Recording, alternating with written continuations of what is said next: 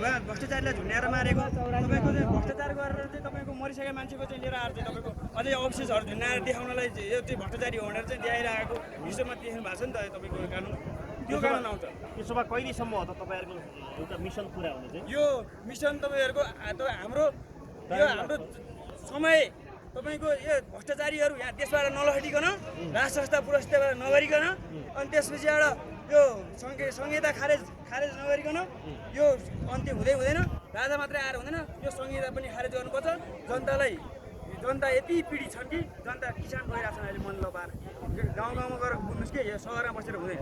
पत्रकारले पनि सच्चा पत्रकार बन्नुहोस् कि देशको लागि बन्नुहोस्, देशको लागि आवाज बोल्नुहोस् कि तपाईँहरू त्यो पैसा आउँछ युट्युब चलाएर मान्छेले भ्युज बढाएर मात्रै हुँदैन कि अब देशको लागि बोल्नु पऱ्यो कि देशमा के भइरहेछ भन्ने कुरो चाहिँ हजुरहरूले बोल्नु पऱ्यो, हामीले पनि बोल्नु पऱ्यो। हामीले सुरक्षा घेरा तोड्छौँ भनेर